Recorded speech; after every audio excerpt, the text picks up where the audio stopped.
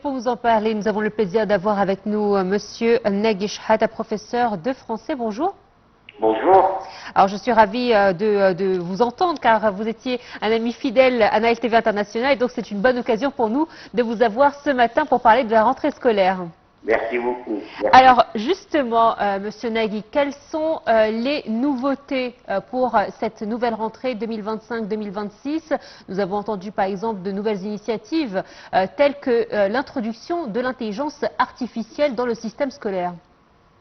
Écoutez, vous savez, c'est vraiment pas une nouveauté, comme vous dites, parce que depuis l'époque du Covid, l'intelligence artificielle est un peu dedans, l'Internet, et donc ça c'est un atout pour l'enseignement, parce que pour le professeur surtout, parce qu'il peut avoir recours à beaucoup d'idées dans l'enseignement et la nouveauté de l'enseignement.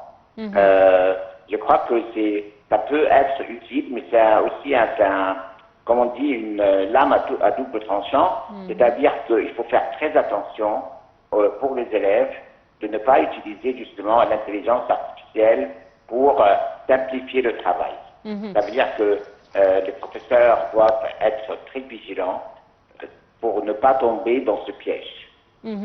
Alors justement, dans quelle mesure nous pouvons définir à l'étudiant l'avantage et l'inconvénient de l'intelligence artificielle, car effectivement, aujourd'hui, ça peut être une facilité. Par exemple, on voit des sociologues et des psychologues qui commencent à parler d'un monde qui est bâti par l'intelligence artificielle et qui crée des crétins, si je peux me permettre de le dire. Oui, voilà. Écoutez, c'est une très bonne question. Moi, je pense qu'il faut vraiment repenser au système d'évaluation de l'élève. Ça veut dire que si on demande un travail, un exposé à un élève, il peut très bien rentrer sur l'intelligence artificielle, avoir recours à ça, et puis faire du plagiat et justement donner son devoir au professeur.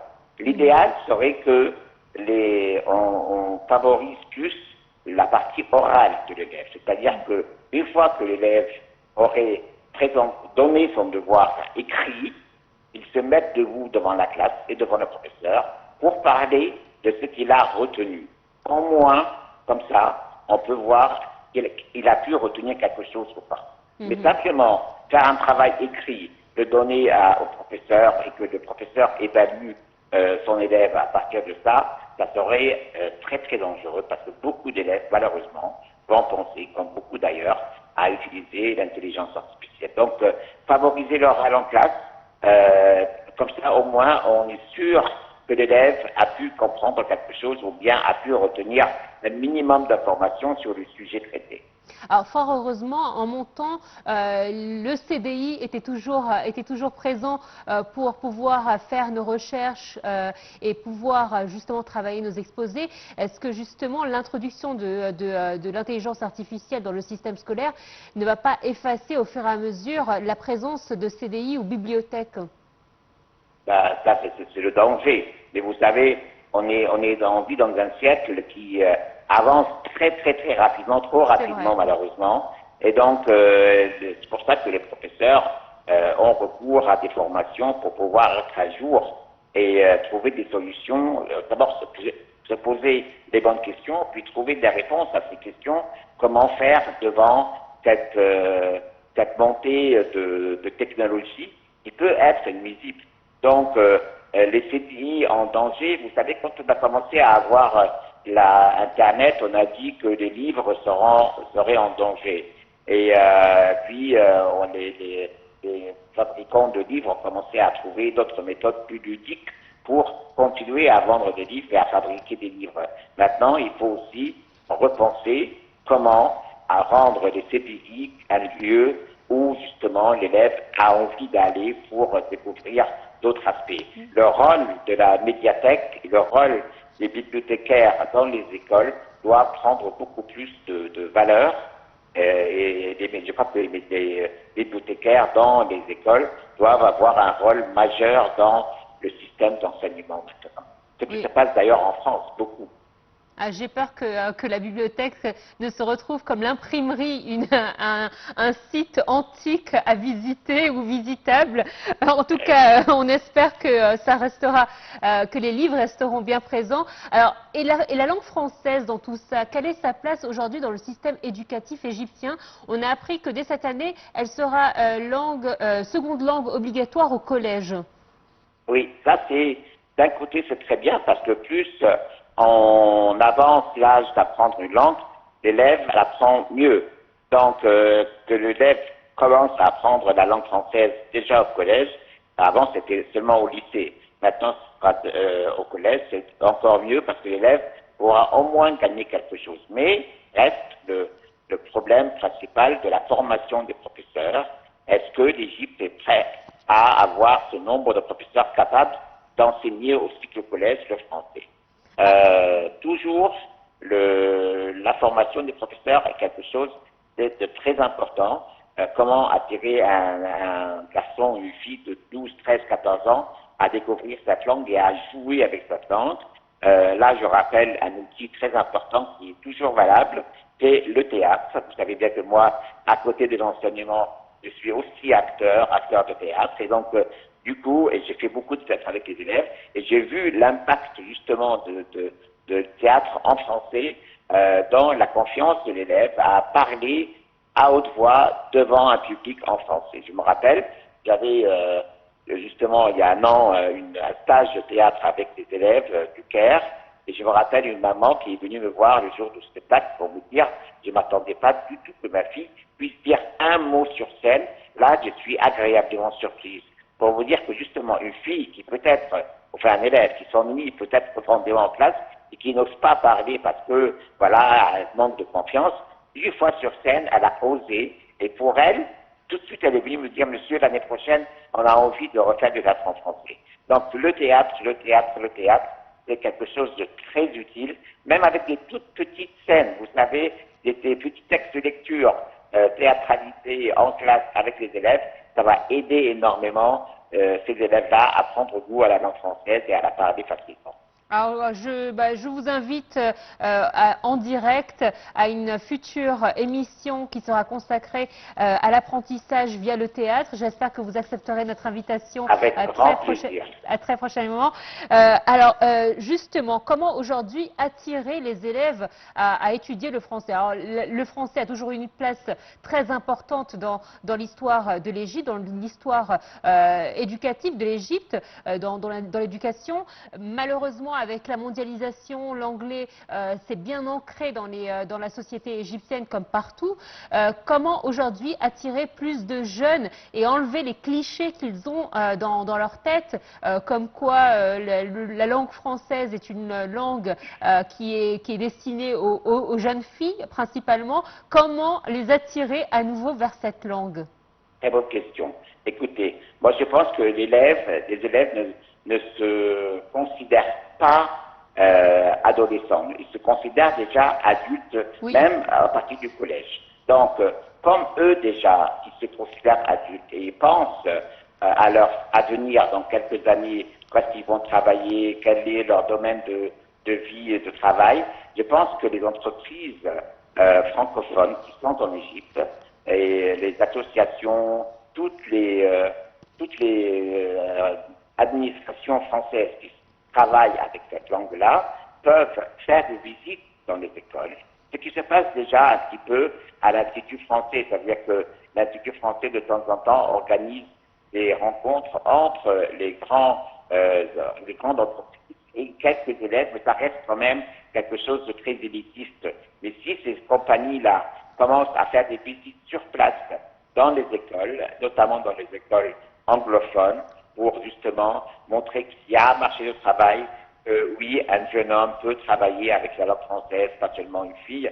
Donc ça va aider et stimuler beaucoup d'élèves à se dire, tiens, cette langue pourrait être utile dans mon avenir professionnel. Donc des visites sur place, par les entreprises, par les institutions, dans les écoles, comme ça va aider et encourager les élèves à apprendre la langue.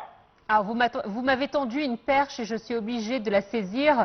Vous avez parlé de cette journée porte ouverte, effectivement, qu'il y a régulièrement donc à l'Institut français d'Égypte, qui permet non seulement aux étudiants de découvrir l'enseignement supérieur, mais aussi les différentes entreprises françaises qui sont localisées en Égypte.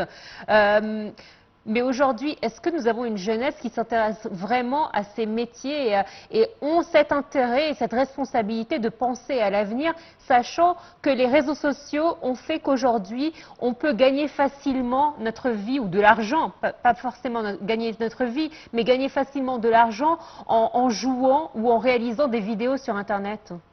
Moi, je pense qu'il faut parler de deux catégories de personnes.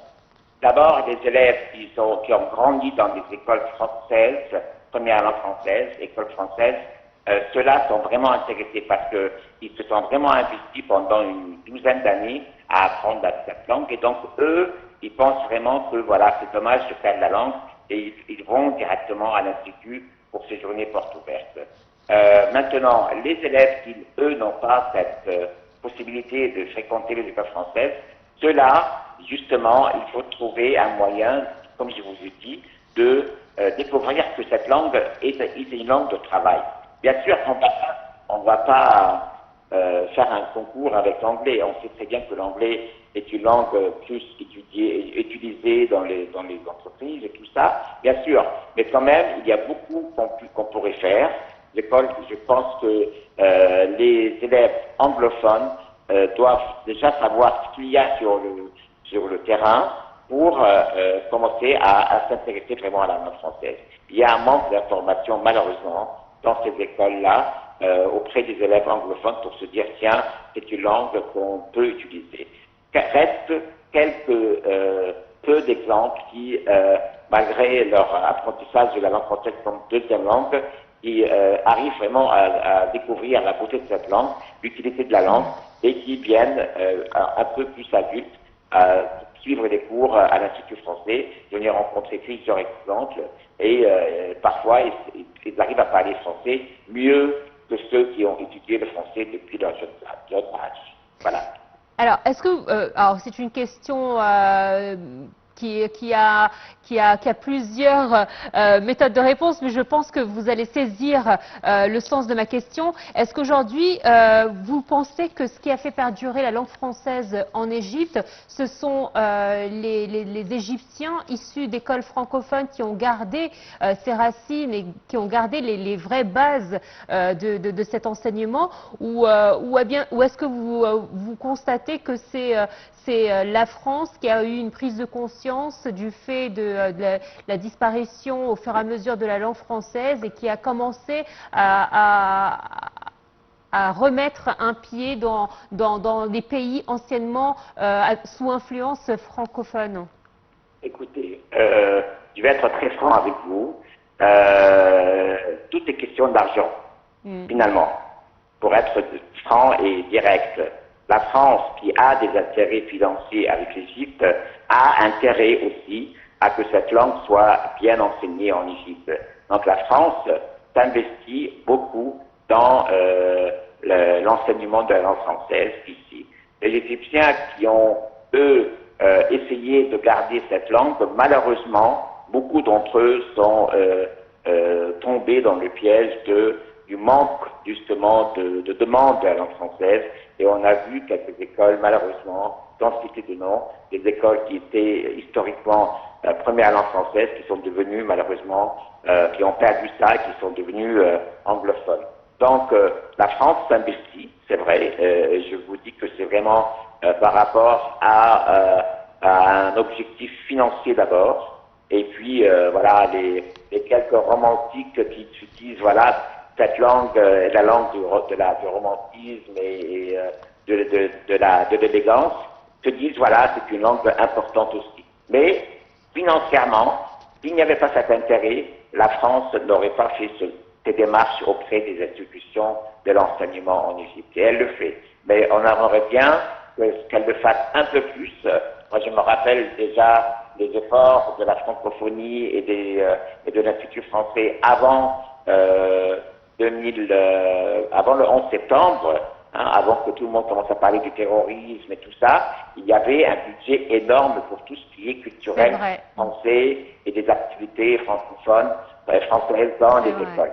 Malheureusement, ce budget a diminué énormément, le budget qui vient de la France a diminué énormément à cause justement du terrorisme et de tout ce que la France a fait pour diminuer le terrorisme. Mais voilà, ça continue. J'espère que ça va augmenter le financement pour les institutions d'enseignement en Égypte. Monsieur Nagui Chehada, c'était vraiment un vrai plaisir de vous avoir avec moi ce matin pour parler de la rentrée scolaire pour les écoles internationales.